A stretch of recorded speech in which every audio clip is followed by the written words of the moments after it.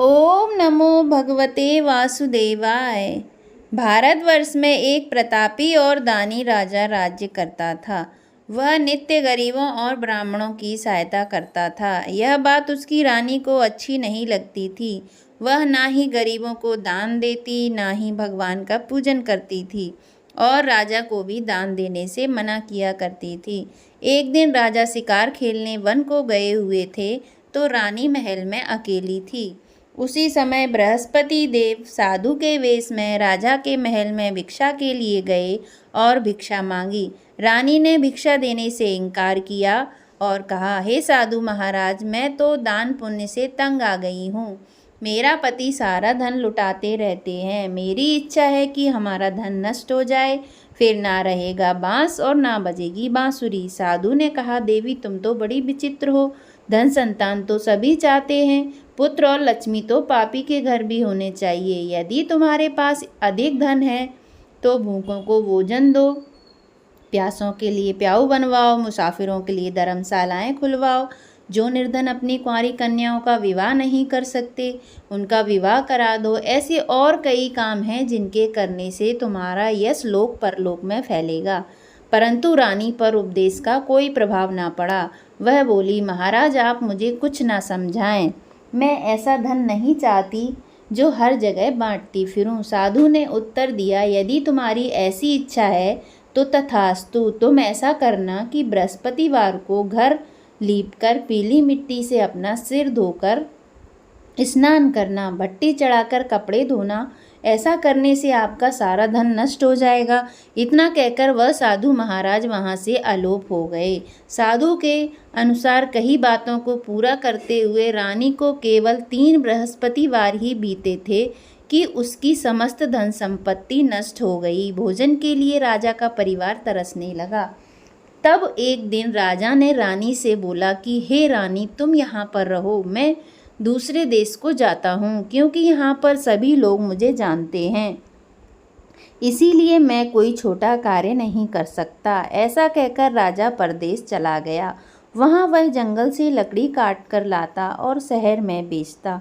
इस तरह वह अपना जीवन व्यतीत करने लगा। इधर राजा के परदेश जाते ही रानी और दासी दुखी रहने लगीं। एक बार जब रानी और दासी को 7 दिन तक बिना भोजन के रहना पड़ा तो रानी ने अपनी दासी से कहा, हे दासी, पास ही के नगर में मेरी बहन रहती है, वह बड़ी धनवान है। तू उसके पास जा और कुछ ले आ ताकि थोड़ी बहुत गुजर बसर हो सके। दासी रानी की बहन के पास गई। उस दिन गुरुवार था और रानी की बहन उस समय बृहस्पतिवार की कथा सुन रही थी। दासी ने रानी की बहन को अपनी रानी का संदेश दिया, लेकिन रानी की बड़ी बहन ने कोई उत्तर नहीं दिया। जब दासी को रानी की बहन से कोई उत्तर नहीं मिला तो वह बहुत दुखी हुई और उसे क्रोध भी आया। दासी ने वापस आकर रानी को सारी बात बता दी। सुनकर रानी ने अपने भाग्य को कोसा। उधर रानी की बहन ने सोचा कि मेरी बहन की दासी आई थी, परंतु मैं उससे नहीं बोली, इससे वह बहुत दुखी हुई होगी। कथा सुनकर और पूजन समाप्त करके वह अपनी बहन के घर आई और कहने लगी, हे बहन, मैं बृहस्पतिवार का व्रत कर रही थी।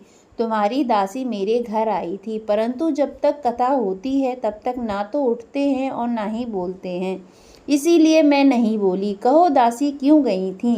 रानी बोली, बहन तुमसे क्या छिपाऊं, हमारे घर में खाने तक को अनाज नहीं था। ऐसा कहते कहते रानी की आंखें भर आईं।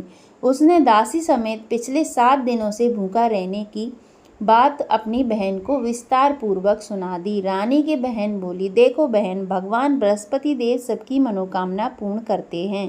देखो शायद तुम्हारे घर में अनाज रखा हो। पहले तो रानी को विश्वास नहीं हुआ, पर बहन के आग्रह करने पर उसने अपनी दासी को अंदर भेजा तो उसे सचमुच अनाज से भरा एक घड़ा मिला।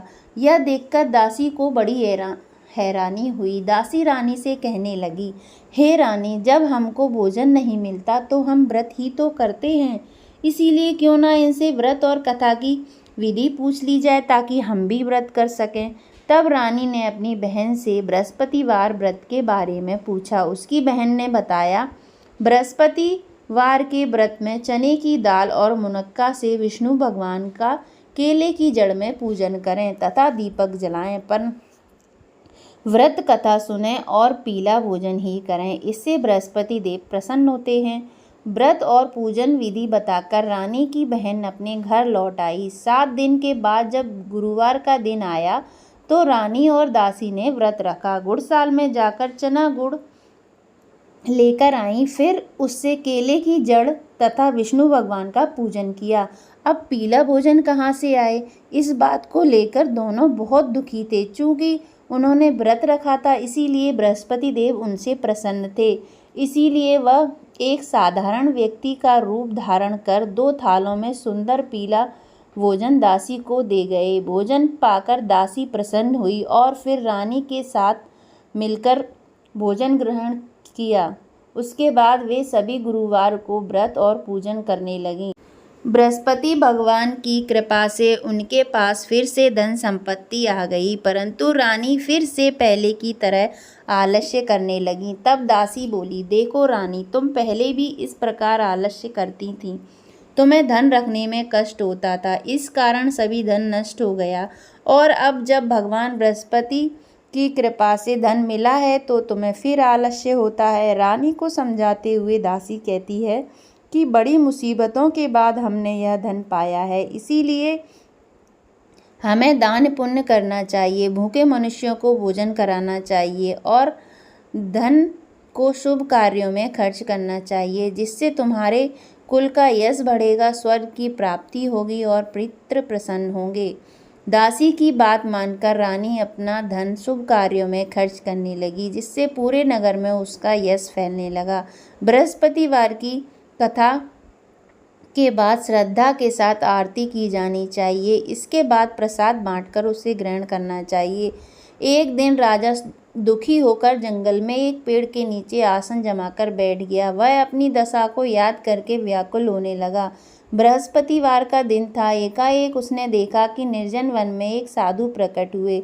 वह साधु वेश में स्वयं बृहस्पति देवता थे। लकड़हारे के सामने आकर बोले, हे लकड़हारे, इस सुनसान जंगल में तू चिंता मग्न क्यों बैठा है? लकड़हारे ने दोनों हाथ जोड़कर प्रणाम किया और उत्तर दिया, महात्मा जी, आप सब कुछ जानते हैं, मैं क्या कहूँ। यह कहकर रोने लगा और साधु को आत्मकथा सुनाई।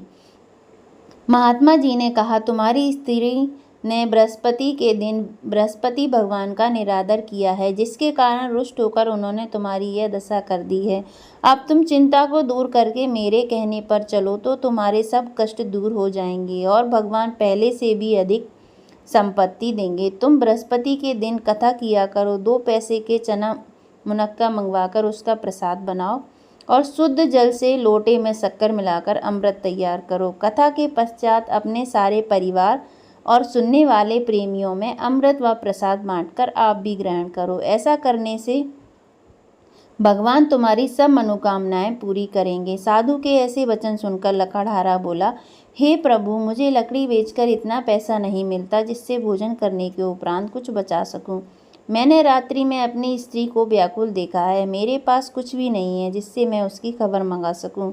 साधु ने कहा, हे लकड़हारे, तुम किसी बात की चिंता मत करो। बृहस्पति के दिन तुम रोजाना की तरह लकड़ियां लेकर शहर को जाओ। तुमको रोज से दुगना धन प्राप्त होगा, जिससे तुम भली भांति भोजन कर लोगे तथा बृहस्पति देव की पूजा का सामान भी आ जाएगा। इतना कहकर साधु अंतर्ध्यान हो गए। धीरे धीरे समय व्यतीत होने पर फिर वही बृहस्पतिवार का दिन आया। लकड़हारा जंगल से लकड़ी काटकर किसी शहर में बेचने गया। उसे उस दिन और दिन से अधिक पैसा मिला। राजा ने चना गुड़ आदि लाकर गुरुवार का व्रत किया। उस दिन से उसके सभी क्लेश दूर हुए, परंतु जब दोबारा गुरुवार का दिन आया तो बृहस्पतिवार का व्रत करना भूल गया। इस कारण बृहस्पति भगवान नाराज हो गए। उस दिन उस नगर के राजा ने विशाल यज्ञ का आयोजन किया तथा शहर में यह घोषणा करा दी कि कोई भी मनुष्य अपने घर में भोजन ना बनावे, न आग जलावे। समस्त जनता मेरे यहाँ भोजन करने आवे। इस आज्ञा को जो ना मानेगा उसे फांसी की सजा दी जाएगी। इस तरह की घोषणा संपूर्ण नगर में करवा दी गई। राजा की आज्ञा अनुसार शहर के सभी लोग भोजन करने गए, लेकिन लकड़हारा कुछ देर से पहुंचा, इसीलिए राजा उसको अपने साथ घर ले गए और ले जाकर भोजन करा रहे थे तो रानी की दृष्टि उस खूंटी पर पड़ी जिस पर उसका हार लटका हुआ था। वह वहां पर दिखाई नहीं दिया। रानी ने निश्चय किया कि मेरा हार इस मनुष्य ने चुरा लिया है। उसी समय सिपाहियों को बुलवाकर उसको जेल खाने में डलवा दिया। जब लकड़हारा जेल खाने में पड़ गया और बहुत दुखी होकर विचार करने लगा कि ना जाने कौन से पूर्व जन्म के कर्म से मुझे यह दुख प्राप्त हुआ है, और उसी साधु को याद करने लगा जो कि जंगल में मिला था।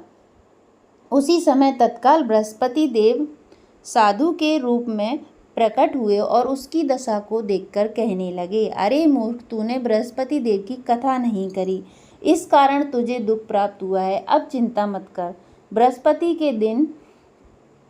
बृहस्पतिवार के दिन कारागार के दरवाजे पर 4 पैसे पड़े मिलेंगे, उनसे तू बृहस्पति देव की पूजा करना, तेरे सभी कष्ट दूर हो जाएंगे। बृहस्पति के दिन उसे 4 पैसे मिले। लकड़हारे ने कथा कही। उसी रात्रि को बृहस्पति देव ने उस नगर के राजा को स्वप्न में कहा, हे राजा, तुमने जिस आदमी को कारागार में बंद कर दिया है वह निर्दोष है, वह राजा है, उसे छोड़ देना। रानी का हार उसी खूंटी पर लटका है। अगर तू ऐसा नहीं करेगा तो मैं तेरे राज्य को नष्ट कर दूंगा। इस तरह रात्रि के स्वप्न को देखकर राजा प्रातःकाल उठा और खूंटी पर हार देखकर लकड़हारे को बुलाकर क्षमा मांगी और लकड़हारे को योग्य सुंदर वस्त्र आभूषण देकर विदा कर दिया। बृहस्पति देव की आज्ञानुसार लकड़हारा अपने नगर को चल दिया। जब राजा अपने नगर के निकट पहुंचा तो उसे बड़ा आश्चर्य हुआ। नगर में पहले से अधिक बाग, तालाब, कुएं तथा बहुत सी मंदिर, धर्मशालाएं आदि बन गई हैं। राजा ने पूछा, यह किसका बाग और धर्मशाला है? तब नगर के सब लोग कहने लगे, यह सब रानी और बांदी के हैं। तो राजा को आश्चर्य हुआ और गुस्सा भी आया। जब रानी ने यह खबर सुनी कि राजा आ रहे हैं तो उन्होंने बांदी से कहा, हे दासी, देख राजा हमको कितनी बुरी हालत में छोड़ गए थे। हमारी ऐसी हालत देखकर वह लौट ना जाएं, इसीलिए तू दरवाजे पर खड़ी हो जा। राजा आए तो उन्हें अपने साथ लेवा लाई। तब राजा ने क्रोध करके अपनी रानी से पूछा, यह धन तुम्हें कैसे प्राप्त हुआ है? तब उन्होंने कहा, हमें यह सब धन बृहस्पति देव के इस व्रत के प्रभाव से प्राप्त हुआ है। राजा ने निश्चय किया कि 7 रोज बाद तो बृहस्पति देव का पूजन सभी करते हैं, परंतु मैं प्रतिदिन दिन में 3 बार कहानी कहा करूँगा और रोज व्रत किया करूँगा। अब हर समय राजा के दुपट्टे में चने की दाल बंधी रहती तथा दिन में 3 बार कहानी कहता। एक रोज राजा ने विचार किया कि चलो अपनी बहन के यहाँ हो आवे। इस तरह निश्चय कर राजा घोड़े पर सवार हो अपनी बहन के यहाँ को चलने लगा। मार्ग में उसने देखा कि कुछ आदमी एक मुर्दे को लिए जा रहे हैं। उन्हें रोककर राजा कहने लगा, अरे भाइयों, मेरी बृहस्पति देव की कथा सुन लो। वे बोले, लो, हमारा तो आदमी मर गया है, इसको अपनी कथा की पड़ी है। परंतु कुछ आदमी बोले, अच्छा कहो, हम तुम्हारी कथा भी सुनेंगे। राजा ने दाल निकाली। जब कथा आधी हुई तो मुर्दा हिलने लग गया और जब कथा समाप्त हो गई तो राम राम करके मनुष्य उठकर खड़ा हो गया। आगे मार्ग में उसे एक किसान खेत में हल चलाता मिला।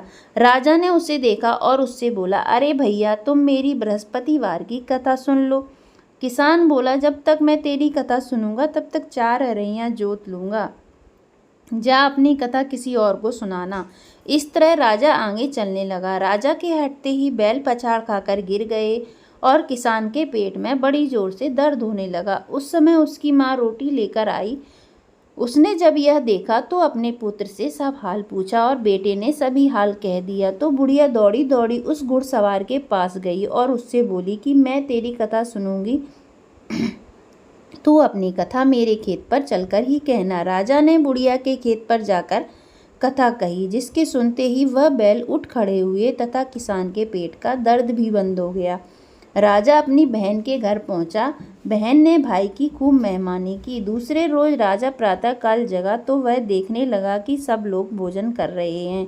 राजा ने अपनी बहन से कहा, ऐसा कोई मनुष्य है जिसने भोजन ना किया हो? मेरी बृहस्पतिवार की कथा सुन ले। बहन बोली, हे भैया, यह देश ऐसा ही है। पहले यहाँ लोग भोजन करते हैं, बाद में अन्य काम करते हैं। अगर कोई पड़ोस में हो तो देख आऊं। वह ऐसा कहकर देखने चली गई, परंतु उसे ऐसा कोई व्यक्ति नहीं मिला जिसने भोजन ना किया हो। अतः वह एक कुम्हार के घर गई जिसका लड़का बीमार था। उसे मालूम हुआ कि उनके यहाँ 3 रोज से किसी ने भोजन नहीं किया है। रानी ने अपनी भाई की कथा सुनने के लिए कुमार से कहा। वह तैयार हो गया। राजा ने जाकर बृहस्पतिवार की कथा कही, जिसको सुनकर उसका लड़का ठीक हो गया। अब तो राजा की प्रशंसा होने लगी। एक रोज राजा ने अपनी बहन से कहा कि हे बहन, हम अपने घर को जाएंगे, तुम भी तैयार हो जाओ। राजा की बहन ने अपनी सास से कहा। सास ने कहा, हाँ चली जा, परंतु अपने लड़कों को मत ले जाना, क्योंकि तेरे भाई के कोई औलाद नहीं है। बहन ने अपने भैया से कहा, हे भैया, मैं तो चलूंगी, पर कोई बालक नहीं जाएगा। राजा बोला, जब कोई बालक नहीं चलेगा तब तुम क्या ही करोगी।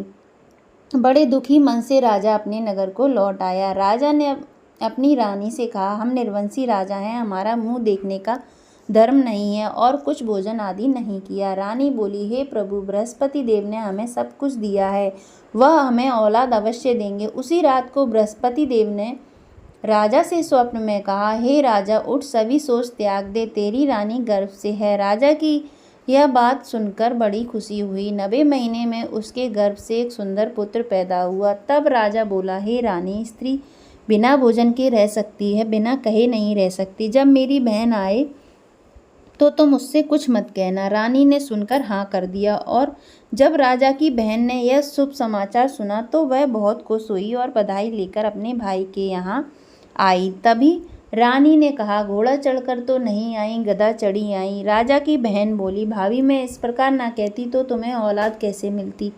बृहस्पति देव ऐसे ही हैं, जैसे जिसके मन में कामना है सभी को पूर्ण करते हैं। सद्भावना पूर्वक बृहस्पतिवार का व्रत करता है एवं कथा पढ़ता है अथवा सुनता है, दूसरों को सुनाता है, बृहस्पति देव उसकी सभी मनोकामना पूर्ण करते हैं। भगवान बृहस्पति देव उसकी सदैव रक्षा करते हैं। संसार में जो मनुष्य सद्भावना से भगवान जी का पूजन व्रत सच्चे हृदय से करते हैं तो उनकी सभी मनोकामनाएं पूर्ण करते हैं। जैसी सच्ची भावना से रानी और राजा ने उनकी कथा का गुणगान किया तो उनकी सभी इच्छाएं बृहस्पति देव जी ने पूर्ण की थी। इसीलिए पूर्ण कथा सुनने के बाद प्रसाद लेकर जाना चाहिए। हृदय से उनका मनन करते हुए जयकारा बोलना चाहिए। बोलो बृहस्पति देव की जय, विष्णु भगवान की जय। बृहस्पति देव की कथा। प्राचीन काल में एक ब्राह्मण रहता था। वह बहुत निर्धन था, उसके कोई संतान नहीं थी। उसकी स्त्री बहुत मलिनता के साथ रहती थी। वह स्नान न करती, किसी देवता का पूजन न करती। इससे ब्राह्मण देवता बड़े दुखी थे। वे बेचारे बहुत कुछ कहते किंतु उसका कुछ परिणाम न निकला। भगवान की कृपा से ब्राह्मण की स्त्री के कन्या रूपी रत्न पैदा हुआ। कन्या बड़ी होने पर प्रातः स्नान करके विष्णु भगवान का जाप व बृहस्पतिवार का व्रत करने लगी। अपने पूजन पाठ को समाप्त करके विद्यालय जाती तो अपनी मुट्ठी में जौ भर के ले जाती और पाठशाला के मार्ग में डालती जाती। तब ये जौ स्वर्ण के हो जाते, जो लौटते समय बीनकर घर ले आती थी। एक दिन वह बालिका सूप में उस सोने के जौ को फटककर साफ कर रही थी कि उसके पिता ने देख लिया और कहा, हे बेटी, सोने की जौ फटकने के लिए सोने का सूप होना चाहिए। दूसरे दिन बृहस्पतिवार था। इस कन्या ने व्रत रखा और बृहस्पति देव से प्रार्थना करके कहा, मैंने आपकी पूजा सच्चे मन से की हो तो मेरे लिए सोने का सूप दे दो। बृहस्पति देव ने उसकी प्रार्थना स्वीकार कर ली। रोजाना की तरह वह कन्या जौ फैलाती हुई जाने लगी। जब लौटकर जौ बीन रही थी तो बृहस्पति देव की कृपा से सोने का सूप मिला। उसे वह घर ले आई और उसमें जौ साफ करने लगी, परंतु उसकी माँ का वही ढंग रहा। एक दिन की बात है कि वह कन्या सोने के सूप में जौ साफ कर रही थी। उस समय उस शहर का राजपुत्र वहां से होकर निकला। इस कन्या के रूप और कार्य को देखकर मोहित हो गया और अपने घर आकर भोजन तथा जल त्याग कर उदास होकर लेट गया। राजा को इस बात का पता लगा तो अपने प्रधानमंत्री के साथ उसके पास गए और बोले, हे बेटा, तुम्हें किस बात का कष्ट है? किसी ने अपमान किया है अथवा और कारण हो सो कहो, मैं वही कार्य करूँगा जिससे तुम्हें प्रसन्नता हो। अपने पिता की राजकुमार ने बातें सुनी तो वह बोला, मुझे आपकी कृपा से किसी बात का दुख नहीं है, किसी ने मेरा अपमान नहीं किया है, परंतु मैं उस लड़की से विवाह करना चाहता हूँ जो सोने के सूप में जौ साफ कर रही थी। यह सुनकर राजा आश्चर्य में पड़ा और बोला, हे बेटा, इस तरह की कन्या का पता तुम ही लगाओ, मैं उसके साथ तेरा विवाह अवश्य ही करवा दूंगा। राजकुमार ने उस लड़की के घर का पता बतलाया। तब मंत्री उस लड़की के घर गए और ब्राह्मण देवता को सभी हाल बतलाया। ब्राह्मण देवता राजकुमार के साथ अपनी कन्या का विवाह करने के लिए तैयार हो गए और विधि विधान के अनुसार ब्राह्मण की कन्या का विवाह राजकुमार के साथ हो गया। कन्या के घर से जाते ही पहले की भांति उस ब्राह्मण देवता के घर में गरीबी का निवास हो गया। वह भोजन के लिए भी अन्न बड़ी मुश्किल से मिलता था। एक दिन दुखी होकर ब्राह्मण देवता अपनी पुत्री के पास गए। बेटी ने पिता की दुखी अवस्था को देखा और अपनी माँ का हाल पूछा।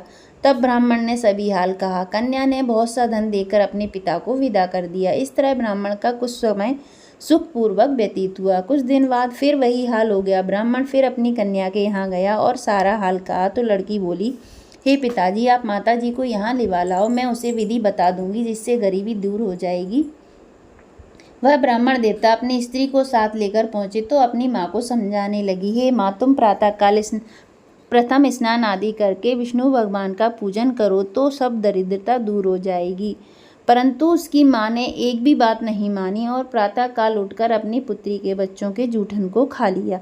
इससे उसकी पुत्री को भी बहुत गुस्सा आया और एक रात को कोठरी में से सभी सामान निकाल दिया और अपनी माँ को उसमें बंद कर दिया। प्रातःकाल उसे निकाला तथा स्नान आदि करा के पाठ करवाया तो उसकी माँ की बुद्धि ठीक हो गई और फिर प्रत्येक बृहस्पतिवार को व्रत रखने लगी। इस व्रत के प्रभाव से उसके माँ बाप बहुत ही धनवान और पुत्रवान हो गए और बृहस्पति जी के प्रभाव से इस लोक के सुख भोग कर स्वर्ग को प्राप्त हुए। बोलो विष्णु भगवान की जय। सब बोलो बृहस्पति देव की जय। बृहस्पति देव की आरती। ओम जय बृहस्पति देवा, ओम जय बृहस्पति देवा। छिन छिन भोग लगाऊं कदली फल मेवा। ओम जय बृहस्पति देवा। तुम पूर्ण परमात्मा, तुम अंतर्यामी, स्वामी तुम अंतर्यामी। जगत पिता जगदीश्वर, तुम सबके स्वामी। ओम जय बृहस्पति देवा। चरणामृत निज निर्मल, सब पातक हरता, स्वामी सब पातक हरता। सकल मनोरथ दायक, कृपा करो भरता। ओम जय बृहस्पति देवा। तन मन धन अर्पण करे, जो कोई शरण पड़े, स्वामी जो जन शरण पड़े। प्रभु पिर कट तब हो करे, आ करे द्वार खड़े। ओम जय बृहस्पति देवा। दीन दयाल दयानिधि, भक्तन हितकारी, स्वामी भक्तन हितकारी। पाप दोष सब हरता, भवबंधन हारी। ओम जय बृहस्पति देवा। सकल मनोरथ दायक, सब संशय तारो, स्वामी सब संशय हारो। विषय विकार मिटाओ, संतन सुखकारी।